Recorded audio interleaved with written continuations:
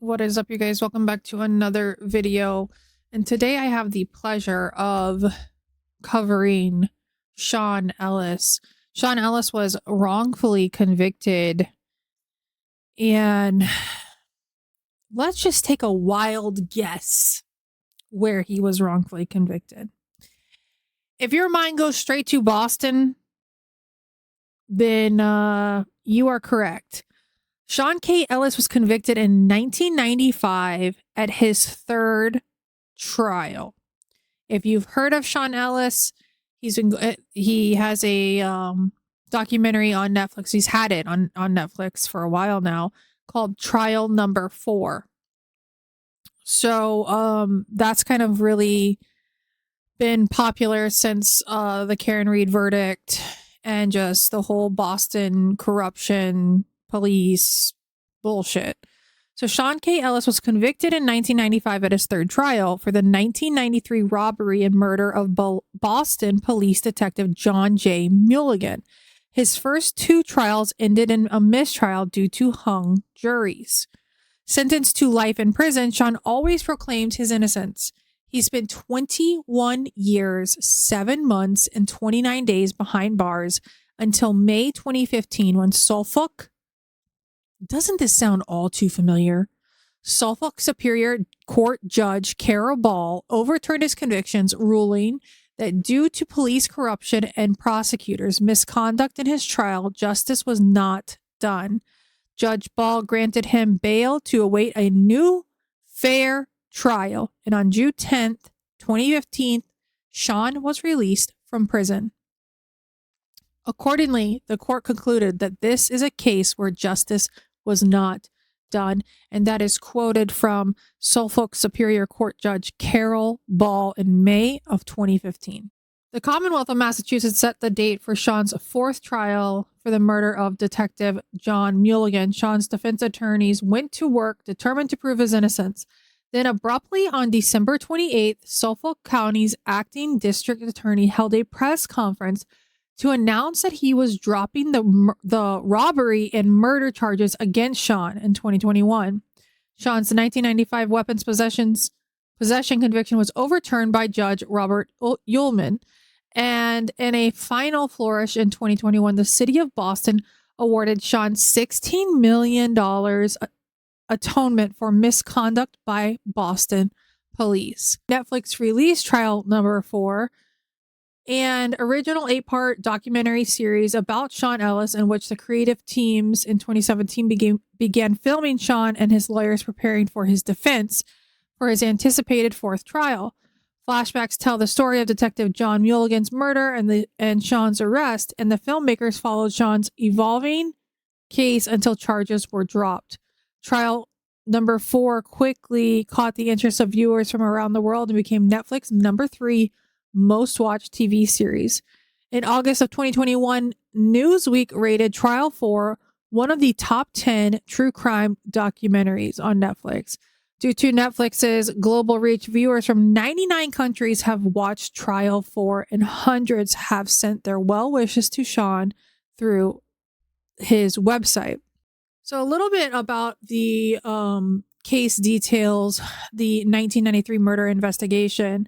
52-year-old Boston detective John Mulligan was shot 5 times in the face just before dawn on Sunday, September 26, 1993, as he slept in his Ford Explorer outside an all-night Walgreens drugstore in Boston's Rollindale section. Someone either fired through his slightly open driver's window or climbed into his passenger seat to make the kill. No windows were broken and no one heard the shots. Observers discerned a cross-like pattern in the bullets. There were some elements that would lead one to describe it as execution style. An assassination, said Boston Police Commissioner William Bratton. It sure looked personal, pundits agreed. A message. Who would fire that many shots at a sleeping, ununiformed policeman? A 27-year-old veteran of the force, Mulligan had a rough policing style that earned him scores of enemies and multiple lawsuits for false arrest and citizen brutality. He was one of a handful of officers with the largest number of civilian complaints against them. The year before his death, his department officially branded him a problem officer. Investigators shined a bright light into Mulligan's police work, looking for individuals bent on revenge, which leads us to random crime. To public surprise, within days, the police dragnet turned up 2 teenagers from adjacent Boston neighborhoods. Terry Patterson, 18, of Hyde Park, and Sean Ellis, 19, of Dorchester. The authorities reframed Mulligan's brutal assassination as a random crime of opportunity committed when the youths saw the detective sleeping and decided to steal his gun for a trophy. Many observers were skeptical. Was a gangland-style execution a teenage MO? Would teens kill a ununiformed officer on a motive so whimsical? Was the killing truly random given the victim's scores of enemies? Which takes us to suspicious police conduct. After Patterson and Ellis's arrest, allegations hit the press of possible investigative misconduct in the Mulligan homicide investigation. Astonishingly, the suspicions came from the chief prosecutor in the case, Suffolk County Assistant District Attorney Phyllis Broker. Broker questioned 2 police actions. First, John Mulligan's friend and colleague, Detective Kenneth Acera, claims he found Mulligan's stolen cell phone a full week after the murder in the center console of the detective's Ford Explorer. Like Mulligan's service revolver, the phone had been deemed stolen after a crime scene investigator swept the vehicle and didn't find it. Acera claimed he came upon the phone while he was looking for a cell phone charger in the impounded SUV. Strange that he's doing that.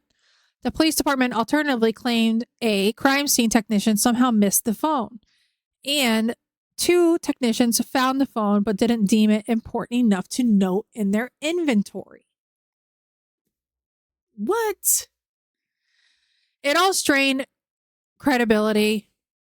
A second questionable incident also involved Acera, this time with a longtime partner, Detective Walter Robinson, and their close associate, Detective John Brazil. Within 12 hours of the murder, the 3 detectives brought forward as a witness 19-year-old Rosa Sanchez. The team claimed that while shopping for a bar of soap at Walgreens at 3 a.m., she saw a young African-American man peering into the window of the sleeping Detective Mulligan's vehicle. Coincidentally, Rosa Sanchez was the niece of the woman Acera lived with, a cousin to their child. On October 5th, 1993, Sanchez identified Sean Ellis from a police photo array containing 8 images, but only after homicide detectives gave her 2 separate tries to make the identification. And her first pass through the photos, she selected a different man, neither Ellis nor Patterson. It was the same photo her husband, Ivan Sanchez, selected a few days earlier when shown the same photos he rated his certainty a 7 out of 10. Rosa Sanchez was then escorted out of the building by Acera and Robinson, who'd driven her to the station that evening. She sat for a while with her uncle Kenny and his partner Walter Robinson in Acera's private car. By all accounts, she was weeping. 5 minutes later, Acera and Robinson ushered Rosa Sanchez back into homicide, saying she changed her mind. Shown the unchanged photo array a second time, Sanchez immediately pointed to Ellis's photo in the top left corner. The cell phone incident and the unorthodox photo identification session didn't sit well with Chief Prosecutor Phyllis Broker. She removed Acera from Mulligan, the task force, raising the powerful detectives union. Broker then required both detectives to answer questions on tape about their roles in Rosa Sanchez's 2-try identification procedure. The detectives union strongly and publicly objected to Broker's actions as harassment of Detectives Acera and Robinson. A feud erupted between Boston police and the DA's office, making headlines according to the Boston Globe. Boston Police Commissioner William Bratton called in Prosecutor Broker and told her that if she wanted to keep her job, she must cease all questioning of Acera and Robinson. Broker complied and stayed on the case. Sean Ellis was arrested the day after Rosa Sanchez identified him from the police photos. The Sanchez photo ID of Sean was admitted as evidence over the vigorous objections of trial lawyers Norman Zalkine and David Duncan, who maintained it was coached by police. It took prosecutors 3 trials to convict Sean Ellis for Detective John Mulligan's murder. Terry Patterson was swiftly convicted in February 1995, largely due to fingerprints found on Mulligan's SUV driver's door that police said were his. But Ellis's first 2 jury panels, January and March 1995, failed to find conclusive evidence that he acted in concert with Patterson on his own or together, which led to hung juries and mistrials. In September 1995, at Ellis's 3rd trial, with no additional evidence and minus 2 key prosecution witnesses who testified earlier, the jury convicted him of first-degree murder and robbery and sent him to prison for life without the possibility of parole. Sean's story to police: Sean has insisted from the start he had nothing to do with John Mulligan's murder, that he merely shopped for diapers at the Rosendale Walgreens the morning of the crime, in full view of witnesses and security cameras in the store, with signs stating videotaping in progress. 3 days after the murder, on September 29th, 2 cousins of Sean's sisters, Celine Kirk and Tracy Brown, were brutally murdered in Tracy Hyde's Park apartment by an ex-boyfriend of Kirk's. 18-year-old Craig Hood pleaded guilty to the double homicide and received 2 life consecutives, sentences of 15 years apiece, and he is still in prison. Since Sean had just moved into Tracy Brown's apartment, police picked him up for questioning the following day. He waived his Miranda rights and, without a lawyer present, spoke voluntarily to homicide detectives. The session turned into an 8-hour grilling. At the 3-hour mark, Detective John Brazil, later revealed as a participant in an ongoing drug robbery scheme with detectives Sarah Robinson and victim John Mulligan, turned the questions to Mulligan's murder at the Walgreens. Sean told the detectives he had stopped at the Rosendale Walgreens that morning to buy diapers with his cousin Celine and Terry Patterson. He told them where to find the diapers: on the bedroom windowsill in Tracy Brown's apartment. He denied any involvement in Mulligan's murder. He repeated his denials for the next 3 hours until police released him. Police then found the diapers Sean purchased in Brown's apartment, and with them, their Walgreens receipt indicating a purchase time of 3:01 a.m. on September 26, 1993. Police ruled out any connection of Celine Kirk's murder with Detective Mulligan. They stated that vigorously and repeatedly in press conference held during the Mulligan investigation. Well-known Boston defense attorney Norman and his partner David Duncan took on Sean's case for nominal reimbursement by the state's Committee for Public Counsel. With no eyewitnesses and no physical evidence connecting Sean to the crime scene, despite extensive hair and fiber analysis done on Mulligan's vehicle, the attorneys did not put on a case in any of the 3 trials. No one saw Sean Ellis shoot or rob Officer Mulligan. There was not a scintilla of evidence. The prosecutor's case theory said that Sean and Terry Patterson hatched a planned deal to steal Detective Mulligan's gun after they saw him sleeping in his SUV parked outside Walgreens. They pronounced it a random crime of opportunity, according to Chief Prosecutor Phyllis Broker. Mulligan died because he wore a badge, and his gun was stolen because his alleged killers wanted a trophy from their victim. Sean Ellis kept the trophy. Mm-hmm. My question is, how are these prosecutors sleeping at night?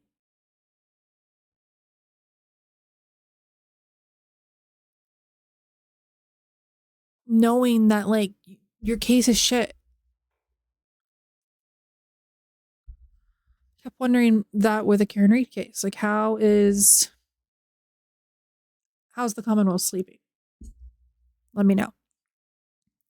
Broker's case theory was that Sean shopped for diapers. He and Patterson drove around the corner to an adjacent residential street and parked, leaving Celine Kirk in the car. They walked back through the woods to kill Mulligan. She called witnesses to support this theory. Now, this case was just full of so much reasonable doubt that if you go on Sean Ellis, justiceforseanellis.com, which I will leave in the description box below. It gives such a amazing, detailed, very organized presentation of everything that happened in these cases. The convictions in 1998, they have all trials on here, the motions, everything, retrial motion denied, a 2000 appeal. When Duncan wrote a 90-page brief appealing the Ellis retrial motions denial, they submitted the appeal to the Massachusetts State Court. The murdered detective John Mulligan was a man with many enemies.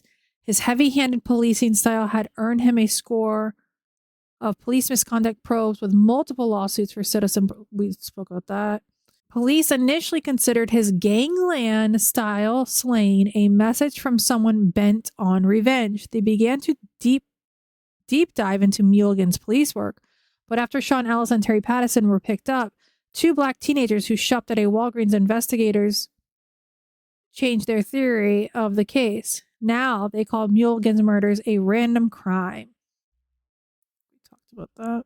In 2006, Patterson was released. With the fingerprints the Commonwealth claimed that were Patterson's now in the trash bin. The case against him fell apart. Prosecutors crafted an agreement that would allow Patterson to plead guilty to manslaughter, armed robbery, and gun charges, and in return be freed from prison, credited for time served.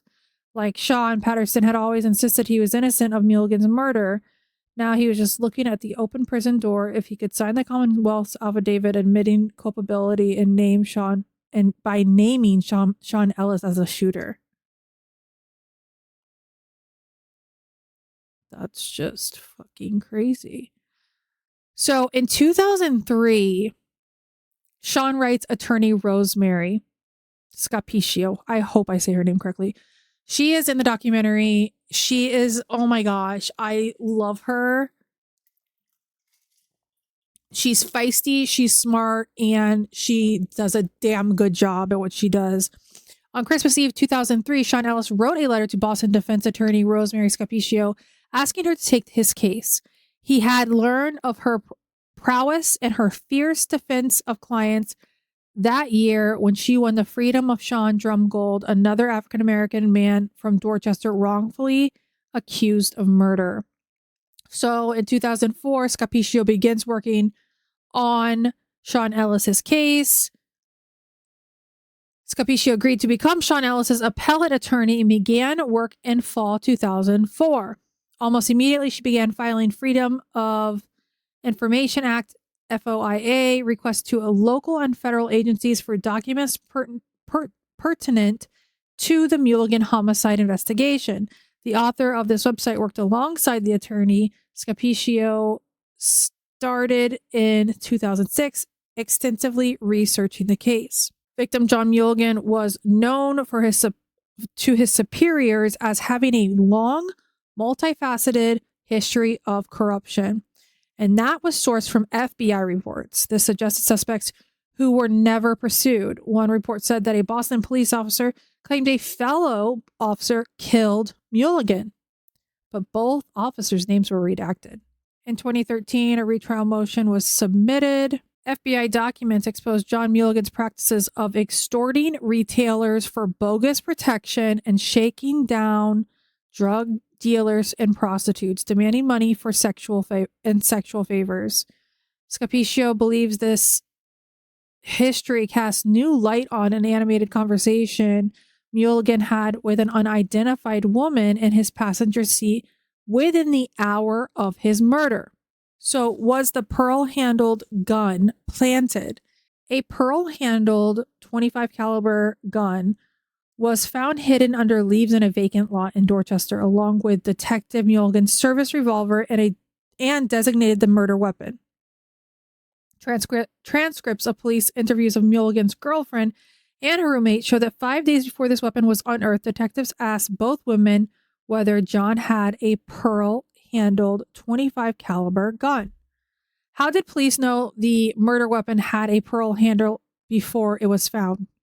Did someone plant this gun in the Dorchester vacant lot? Was this Detective Mulligan drop gun, the weapon several people said he wore on his ankle? Was there another Boston police officer behind Mulligan's slaying? Did corrupt cops falsify evidence? Did Detective Acera take Mulligan's phone and clean it up? Did Detectives Acera and Robinson and Brazil manufacture a witness? It cannot be said with any confidence that the results of any of the three trials would have been the same if the jury had heard the newly discovered evidence regarding Mulligan's criminality, the evidence of other viable suspects, the report that at least one police officer believes Mulligan was killed by another officer, and the evidence linking Mulligan to the crimes of detectives Acera, Robinson, and Brazil. And that's completely quoted from Rosemary Scapicio, which was Sean Ellis's appellate attorney. So this goes all the way into 2015, and let me switch this photo. Hearings were scheduled in Suffolk Superior Court, Boston, between 2014 and 2015 to consider Sean Ellis's 2013 retrial motion. They vacated 1995 convictions of Sean K. Ellis for the 1993 murder and armed robbery of Boston Detective John J. Mulligan, paving the way for a new trial. Judge Ball affirmed virtually all grounds brought forth by attorney Rosemary Scapicio in her March 2013 motion for a new trial, finding plentiful evidence that justice was not done. So then in June of 2015, Judge Ball granted Sean's release on $50,000 bail with the condition that he wear a GPS monitor.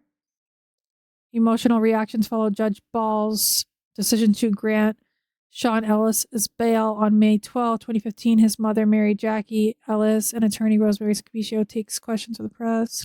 So all of this is on that documentary as well. So he was granted a retrial in September of 2016. And then in 2018, so in 2016, a plea deal was offered. Suffolk County prosecutors offered Sean Ellis the same plea deal they gave Patterson 10 years earlier. Ellis refused it, choosing to place his fate in the hands of yet a fourth jury panel rather than plead guilty to a crime he didn't commit. Which, you know what? That takes so much out of a human.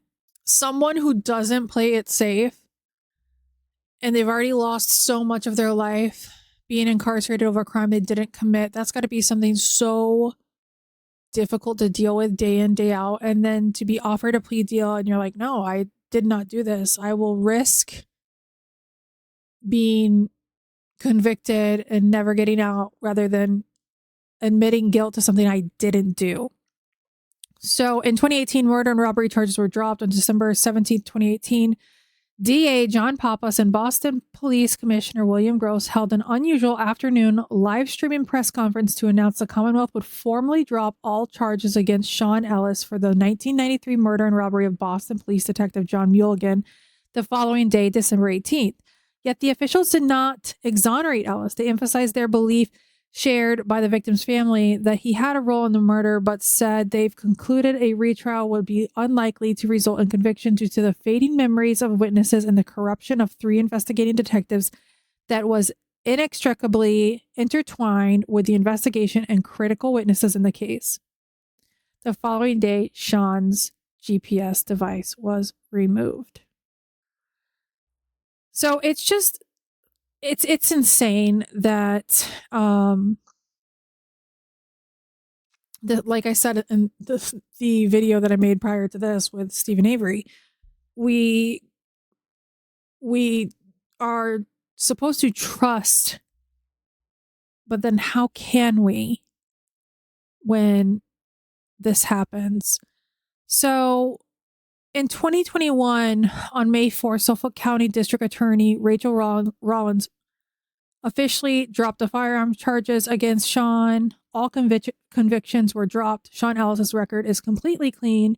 He is very active on social media. I personally follow him on Instagram. It looks like he has created a beautiful life from all of the things that he's gone through.